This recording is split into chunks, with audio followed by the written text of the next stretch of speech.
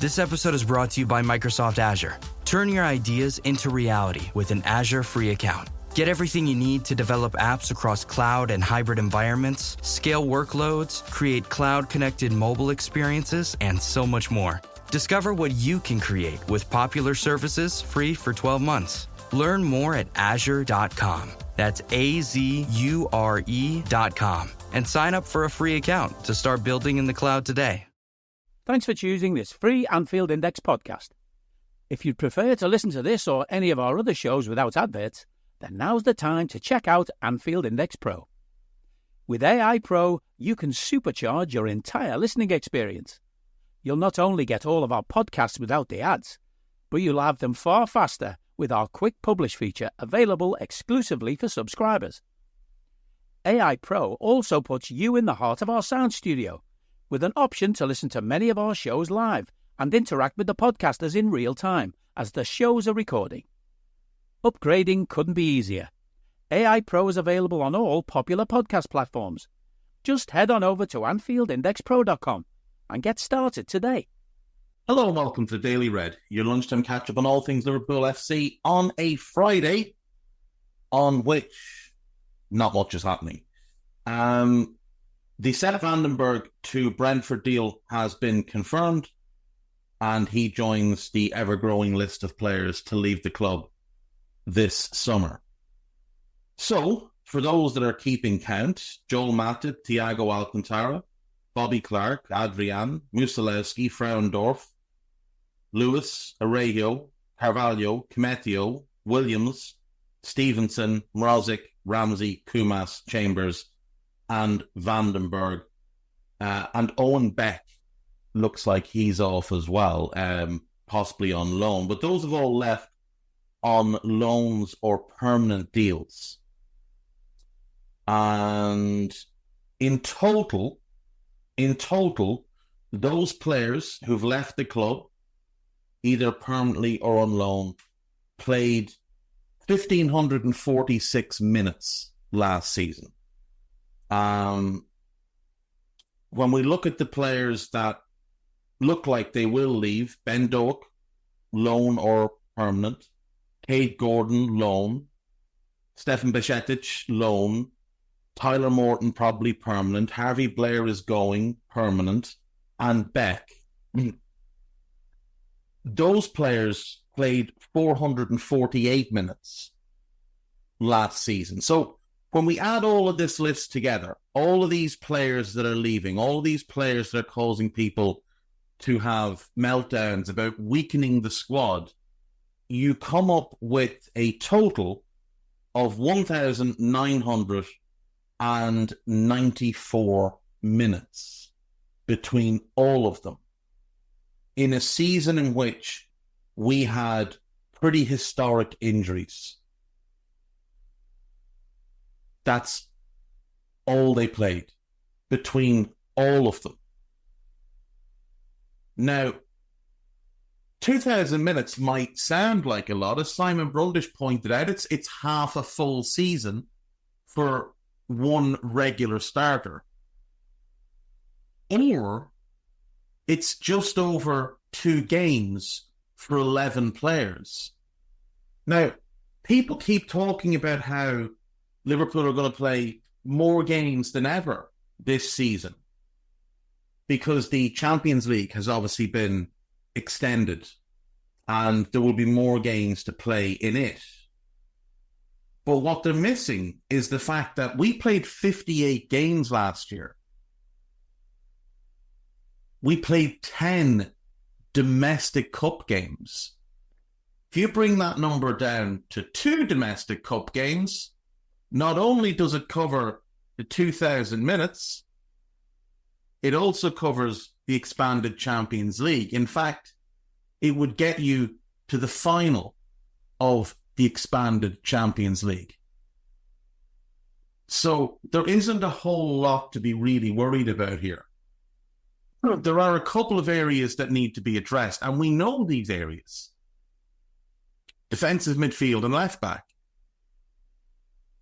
So if Costas leaves, there's a bunch of minutes that go out the door. Costas last season played 1,465 minutes. But we need a left back anyway, which would mean Costas going. So we bring in that player and they take up the Costas minutes. They could ideally also be of a centre-back profile, like a Hincapié and an Asio, in a dream world, a Bastoni, a Schlotterbeck, those kind of 6'3", 6'4" guys that you could slot in to cover for Virgil and give Virgil some rest. And they could also take on the Joel Matip centre-back minutes. Now, Joe Gomez moving back into centre-back could potentially take on those Matip minutes. But Joe might leave. And if Joe leaves and Costas leaves, then obviously we will need to sign both left-back and centre-back. But it doesn't have to be a centre-back that can come in and immediately play 3,000 minutes. It can be someone that comes in and plays around 750 minutes, which is basically what Joel Matip played in the Premier League last season. In total, he played 1,062 minutes. In total. That's it. If we get a young centre-back who can do that for us, you obviously don't want some 16, 17-year-old coming in, but someone who's in that kind of 19 to 21 range could cover those minutes easily. But said starting left-back could also play some centre-back. Andy Robertson should be more available this season than last year when he missed, 2/3 of the Premier League season? So you have your backup there, ready to come in. We need a left-back. As things stand, based on what we've done thus far, the only position we're actually short in is defensive midfield. And we've known that since 2022. So that needs to be addressed. You could muddle through the season with the left backs we have, but we shouldn't. We should address it this summer. It is a need. It's a position in need of upgrade. And then Costas goes, and that's fine. You've got that new left back in Robertson. If Gomez goes, then you have to replace Gomez. And then after that, when you look at players that could go this summer, Caoimhín Kelleher is the only real name that pops up. And you would have to replace him. But you don't have to go and buy a big money keeper to do it, because we're already buying Mamardashvili. And we have Yaros. So Yaros could step up to number 2, and you could bring in an older, more experienced goalkeeper on a short-term, maybe 2-year contract to be the number 3, knowing that you have Mamardashvili out there who will come at some point, next year, maybe the year after.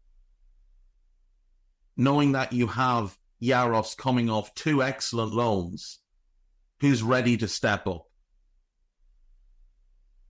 So yeah, we would need a goalkeeper, but we could get one on the cheap because they're only going to be coming in as third choice. Maybe we would, but I would be very, very surprised if we went and bought a number 2. I think we'll promote Yaros. It could be that we just say, you know what, in Harvey Davies we're comfortable, we're going to push him into the number 3 spot. And we'll go Alisson, Yaros and Davies for this year, knowing that we have Mamardashvili lined up. So, yes, a third choice keeper would be ideal. Someone older, more experienced, someone who's going to be happy not to play, who's just going to be a reliable presence around the place, that if we need him, he can come in and not let us down. But if Gomez goes, we will need a centre-back. We will need one. Because Virgil, Ibu and Kwanzaa is not enough, even if that left-back is of a centre-back profile. Because if it's Ibu who's not available, you've got to start Kwanzaa obviously next to Virgil. Ideally, you would want a right-footed centre-back who's not only a backup for Virgil, but can play if Kwanzaa has to come off or needs or isn't playing well or whatever. But as things currently stand, we're still where we were in June. Defensive midfield and left back. And we do need those players. And there's an article that's gone out on Anfield Index this morning, I think, based on yesterday's Daily Red. And of course, one of the issues with articles that get put up on social media is people read the tagline and then don't read the article. So yesterday I talked about how there are a portion of the Liverpool fan base who don't really want us to make signings because they'd prefer to be able to hammer the owners. There's a portion of the fan base that if we sign players, they'll find something to complain about with those players. It won't be enough for them no matter what. Even if we went out, like if we went out and signed, we're not going to, but let's just say we went and signed Bruno Guimaraes and Nico Schlotterbeck, right? Let's say we signed those two, just because. And we spent 160 million on the pair of them. There would be the following complaints. We still left it too late in the window. Why didn't we get these deals done months ago? It's not enough. We're still light in a couple of positions, despite where being the real question. We still sold too many players. We don't have depth to compete on all four fronts, right? Those will be the complaints. Or, yeah, but look at the net spend. Look at the net spend. We've only spent the same as Nottingham Forest. Those will be complaints. And you know they will, because they're the same complaints every year. There'll be others who'll be absolutely devastated by the fact that we've gone out and shown ambition and done that. Because if and when they decide to hammer the owners, there will be more people that push back on them and say, hang on a second, we signed these players. Look at the outlay on these players. There is people in our fan base. There are people in our fan base whose entire identity is built around moaning about the ownership. And they will find ways to complain no matter what. And you know they will, because they do it every year. And the people that read that headline didn't read the article and reacted by calling me an FSG shill. They're those people. Like, if I tweet out on Twitter tomorrow, just randomly, you're a twat, there will be at least two people that reply thinking it's about them, because they'll identify with that and think he thinks I'm a twat. And it won't be about them at all. But that's their identity. If I tweet out, people will complain about the ownership no matter what, I will get at least 15 replies from the people who will complain about the ownership no matter what. It's just how it works. But the fact of the matter is that with all of these players leaving, we've lost nothing. Matip, 1,062 minutes. Thiago, 5 minutes. Bobby Clark, 261. Adrian, 0. Musalewski, 16. Groundorf, Lewis, Araujo, Carvalho, Kimetio, Williams, Stevenson, Mrozic, Ramsey, Vandenberg. A combined 0 minutes. Kumas, 63. Chambers, 139. Beck, 7. Blair, none. Morton, none. Bajcetic, 97. Gordon, 77. And Doak, 247. Like, less than 2,000 minutes between all of those players. Because the squad was bloated. There's too many players around that we're not going to get opportunities. And it's better for the club and it's better for their careers that they go elsewhere and get opportunities.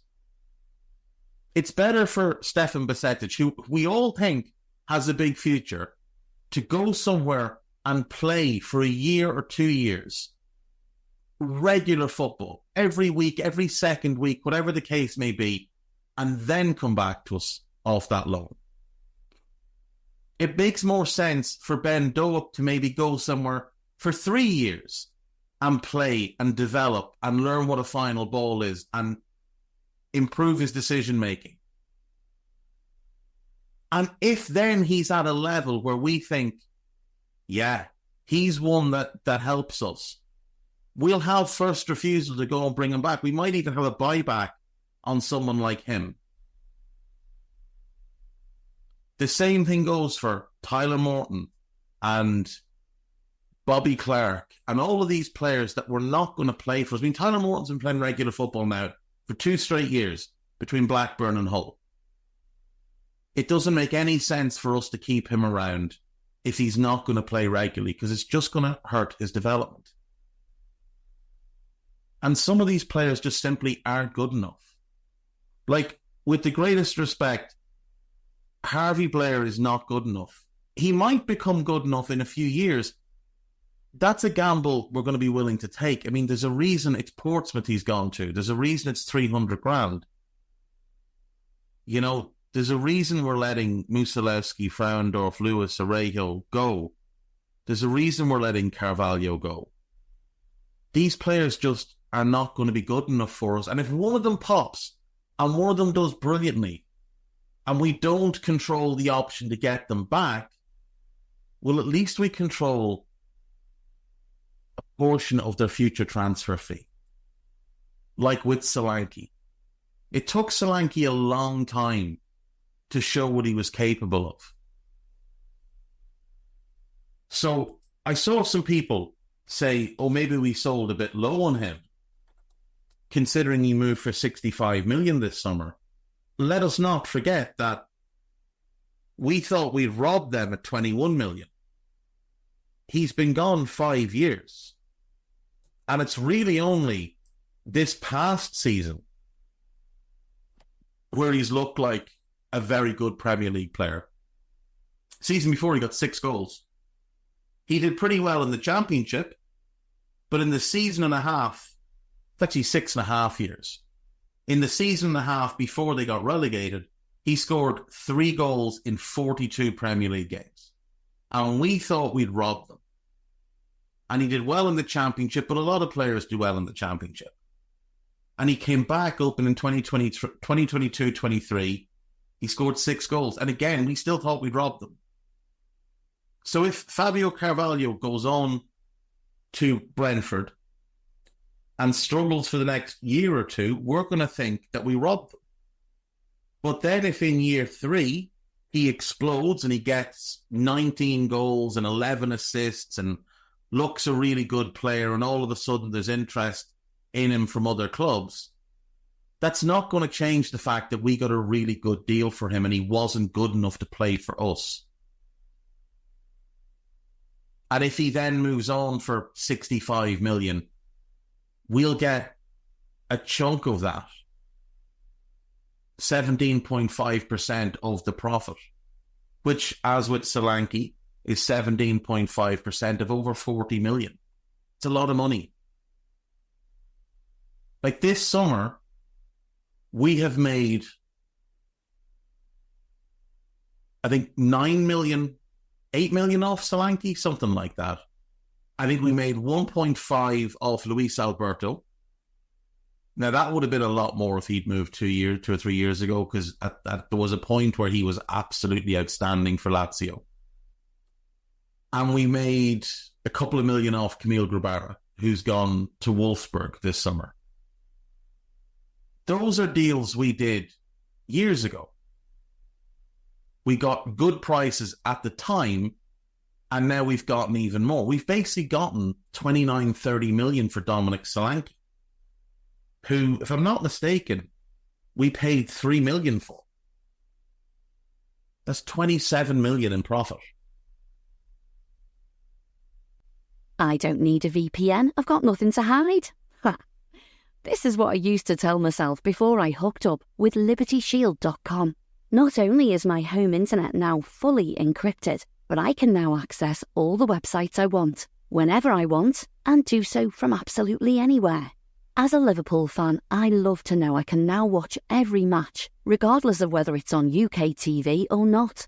My Liberty Shield VPN makes sure nothing is blocked and guarantees me super fast streaming speed throughout that match.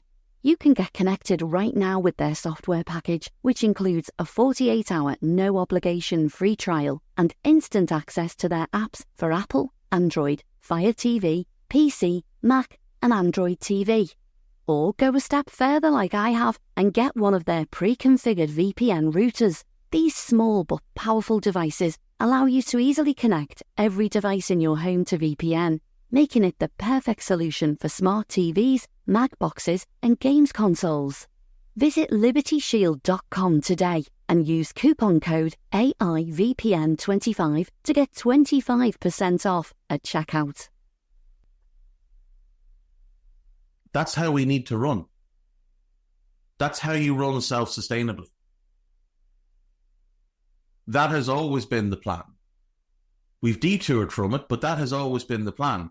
So when I see Bobby Clark going for 10 million, when we paid 1.5 for him, and as talented as he is, and I do really like the player, he's at least 2-3 years away from being a Liverpool caliber player. Again, there's a reason he's gone to Austria and not to another Premier League club. So I don't have a problem with that.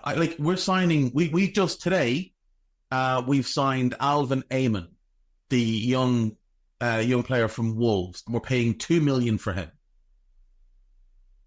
If in 3 years we're selling him for 10 million because we've decided we don't think he's going to be at the level we want him at in the next 2 to 3 years, I'm fine with that.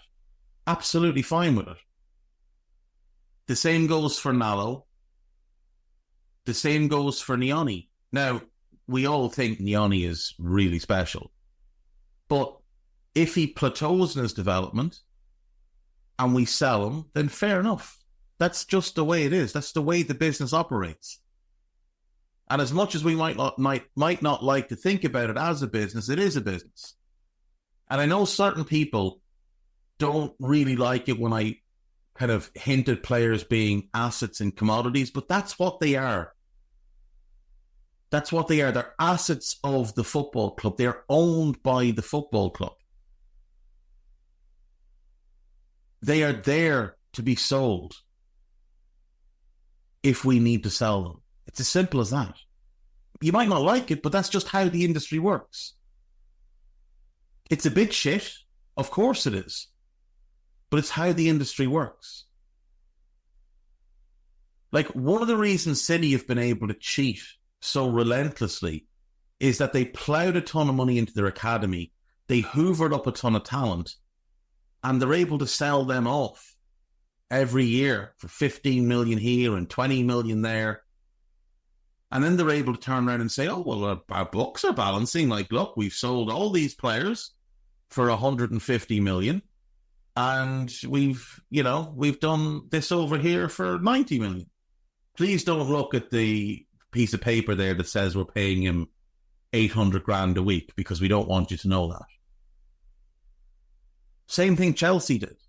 Hoover up young talent, bring them in, develop them, and sell them. And sometimes you will get bitten by it. Sometimes you will get bit. There will be players that come back to haunt you. It's a risk you have to take. But if you're good enough and smart enough, you won't let those players slip through your grasp. Like, look at City with, let's say Romeo Lavia, right? Romeo Lavia is an outstanding young footballer. And I would love to have him at Liverpool. I would even still take him at Liverpool, even after what happened last summer. There's no question that in a couple of years, Romeo Lavia is going to be one of the best in the world in his position. And City may well be crying out for a player in that position. But for Lavia to get to a point where he would be good enough to fill that role for City, he needed to be playing regularly over the interim 3 to 4 to 5 years, because he wasn't going to get those games at City because of Rodri. So Lavia is now 2 years out of City. He's not good enough at this point for City, but maybe in 2 more years, he will be. And maybe in 3 years, when Rodri turns 31, City will be looking for a new defensive midfielder. And Romeo Lavia might be someone that they look at and think, oh, you wouldn't mind having him. At that point, Lavia would be 23. But the thing is, to get to that point, he has to play. He wasn't going to play enough at City, so they had to sell. So yeah, it might be a thing that in a couple of years, City pay 100 million to bring Lavia back, and people go, "Wow, you sold him for 16. What are you doing here?" But he wouldn't have gotten to that point of being that caliber player by being sat in their academy or in their reserves or on their bench. He had to go and play. Now, the likelihood is that because he's at Chelsea, his career will stagnate a little bit, but, you know, it's such as life. But again, I would gladly take him at Liverpool right now. And I would even give Chelsea a profit on what they paid because I think his level of talent is that high. But this is how we need to operate as well. We need to be more ruthless about business decisions. And as tough and all as they are, and I see people saying, oh, the club have let Bobby Clark down and yada, yada. We really haven't. What would have let him down would have been to loan him out and bring him back next summer and say, Bobby, you're still not ready. We're going to loan you out again. And bring him back 12 months after that and say, you know what, Bobby, you're still not ready. We're going to loan you out again. And now you've got him bouncing from club to club to club. Unstable environment for that player each and every year because the club he's going to have no real skin in the game with him.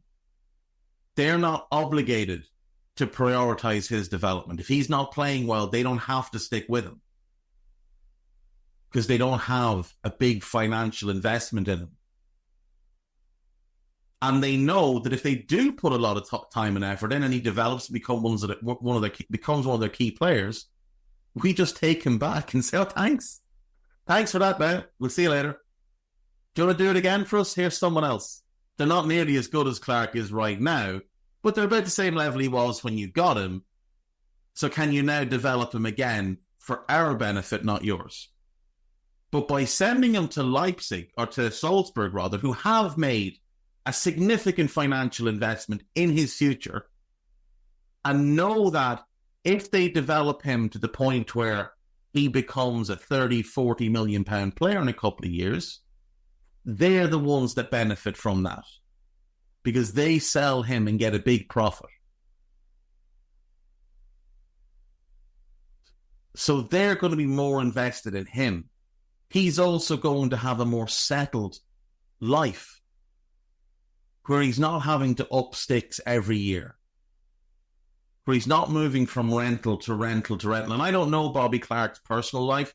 I don't know if he has a partner or anything like that, or if he has children. He's very young, but it's possible he might have a kid. It wouldn't make sense. It wouldn't be fair to ask a young family like that to move here and back and here and back and here and back and then potentially get sold anyway. Because on those loans, maybe they haven't worked out. Maybe there's 2 loans in a season, like with Fabio Carvalho last year. So selling him is better for the player as well as for us. We get that immediate injection of cash. But we know that if he does really well there, we can get him back. We have first refusal. So we're covered. And if he does really well but isn't good enough for us, we'll make more money. Again, that's good for us. It's also good for the player. It's also good for the player. It's good for the player that there's no buyback in it too. Because we could buy him back and maybe he's not overly keen, but maybe we're not buying him back because we actually want him. We're buying him back to sell him again. Look at what Villa have done this summer with Cameron Archer.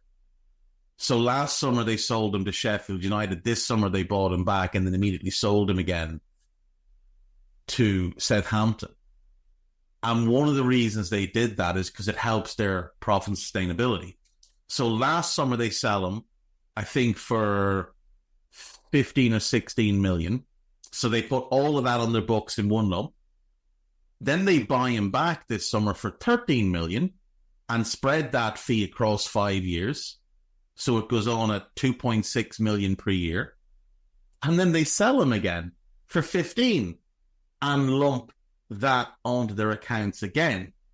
So even though their profit on Cameron Archer in the two moves where they've sold him is 18 million, I think it's 18 million overall, the two sales minus the purchase, on their accounts for this year and last year, they're showing profit of the two sales minus 1 year of amortization, about 2.6 million.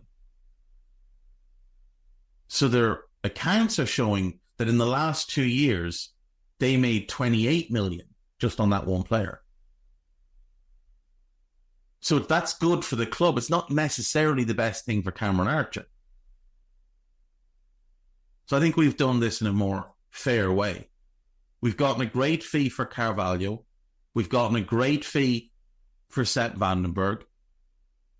We're getting, inclusive of add-ons, I think it's like, it could potentially be as much as 55 million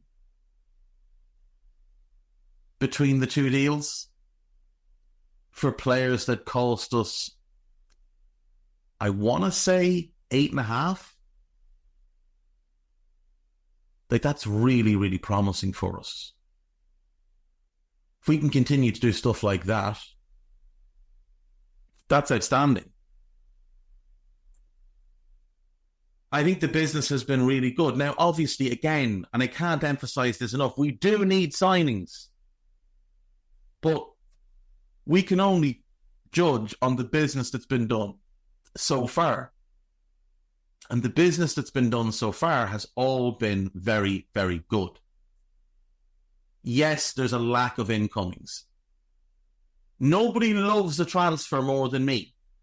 Nobody. I fucking love transfers. Love to see us buy a new player. So yes, that needs to be done. But you also have to be objective on it and look at the business that has been done, which is sales, and we've sold really well. And we haven't weakened our squad. Haven't weakened our squad at all. Joel Matip is the only actual loss. And his minutes can easily be taken up elsewhere. Ibu sat on the bench for 11 games in the league last season and didn't play. 11. That's more minutes that he sat on the bench than Joel Matip actually played. So he can play more, Quansah can play more, and if Gomez stays, he can play centre-back. And he can take up minutes there. So our needs remain the same. Defensive midfield and left-back. Richard Hughes, you best get busy, son. This is Anfield. Have a piece up about Dominic Szoboszlai, a piece about Sepp Vandenberg. Liverpool's expected lineup for Brentford as Konate or Quansah problem solved. So it looks like Quansah is a doubt for the Brentford game. He has a small injury, but it's nothing too serious. So there's that. There's confirmation of the Eamon deal. There is why Liverpool sold Sepp Vandenberg and Fabio Carvalho as Arne Slot explains roles. Arne Slot speaks on Joe Gomez's transfer situation, praises his good training week. The first permanent transfer made by each of Liverpool's last 9 managers. There's going to be some honkers in here. Let's have a look at that.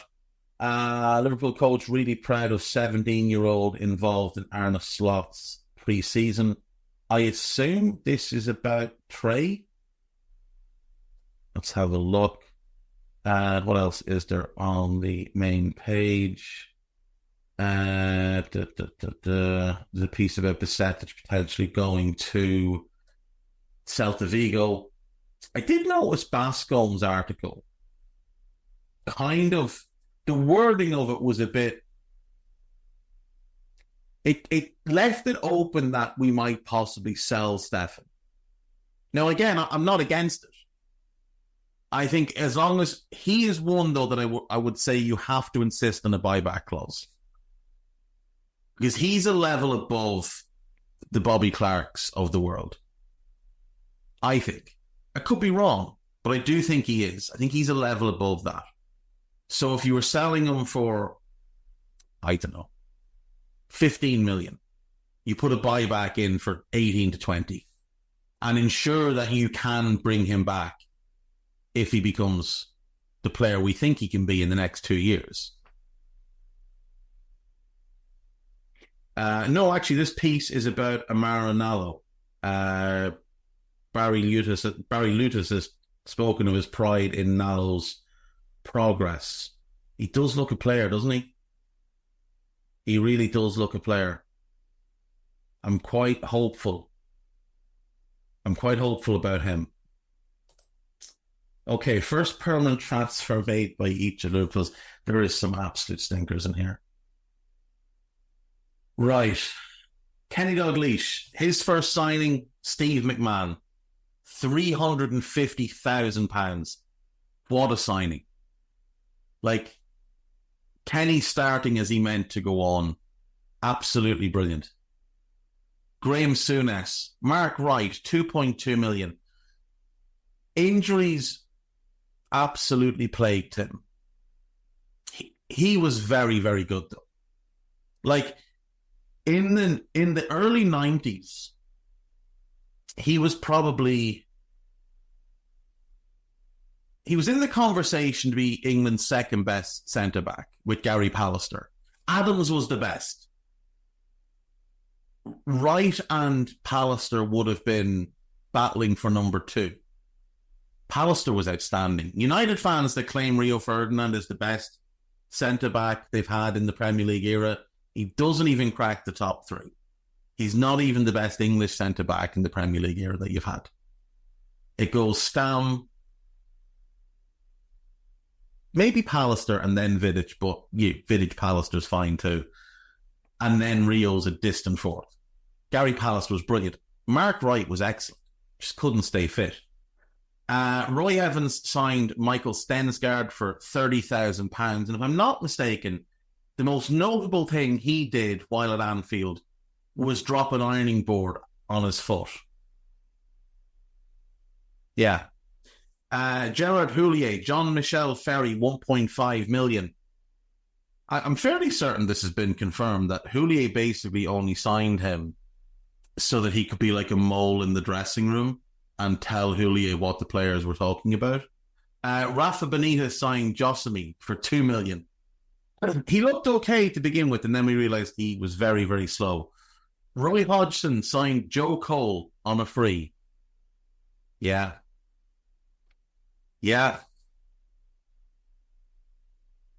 Now, there's a picture. They've done Roy dirty here, right? So there's a picture of Roy behind Cole, Milan Jovanovic, and Danny Wilson. But Rafa had signed Milan Jovanovic. He was Rafa's farewell fuck you to the club. That was done long before Rafa left. So Jovanovic is on Rafa. And I'm fairly certain Danny Wilson was done before Rafa left as well. Coming down from Rangers. Anyway, Kenny, second time around. Luis Suarez. It's not a bad signing, is it?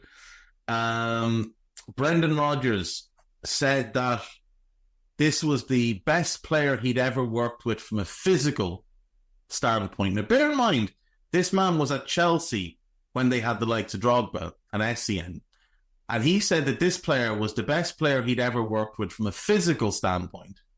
He was a player that was going to get the crowd at Anfield on their feet, that we'd live on the edge of our seats. 10.4 million for Fabio Borini. And then Jurgen signed Marco Grujic as his first signing. And obviously we made a good profit on him, so I'm happy with that one. Right. We'll just check at AnfieldIndex.com and finish up there. There's a piece about Arne Slot's, it's Richard Hughes, Michael Edwards, and Arne Slot, and the overhaul of the squad. So, yeah, that's there. It's a piece about the defence, based off what David Lynch had to say. There's a piece about a report that suggests we are preparing a significant bid for Jarrett Branthwaite.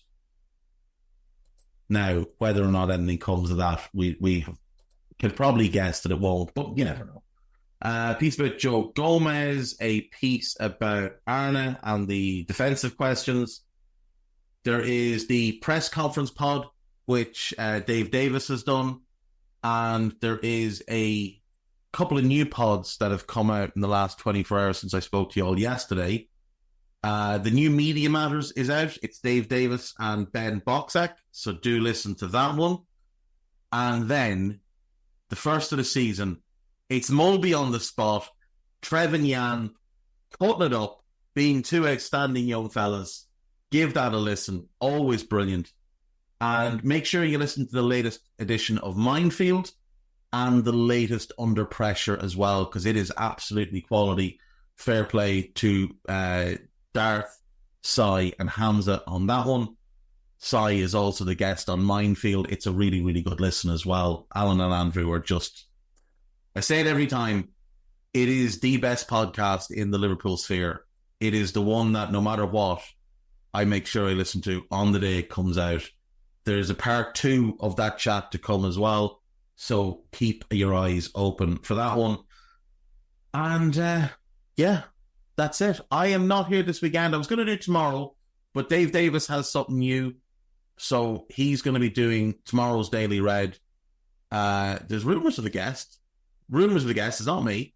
Rumours of the guest. So keep your eyes out for that one and your ears. Don't know how you keep your ears out for something, but just, you know what I mean. And then Dave will be with you on Sunday as well. We will have a Scouted out today. We're recording it at 3 p.m. And there will be post-match Raw, which is myself, Trev, and I have absolutely no clue who. So take care of yourselves. I will see you all on Monday. Bye-bye. We hope you enjoyed listening to this Anfield Index show. Please be sure to subscribe to our channel so future podcasts find their way to your device automatically.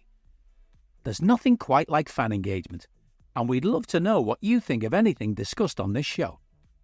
The best way to get in touch is over on our free Discord community, where both podcasters and listeners debate the hottest LFC topics 24/7. Sign up free now at AnfieldIndex.com/Discord. You won't regret it. You can also follow us on Twitter at Anfield Index and find us on Facebook by searching for Anfield Index. Oh, and before you go, we'd love it if you could leave us a 5-star review on your favourite podcast app.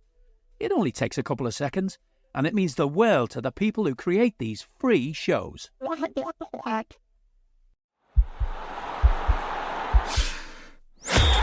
podcast is part of the Sports Social Podcast Network.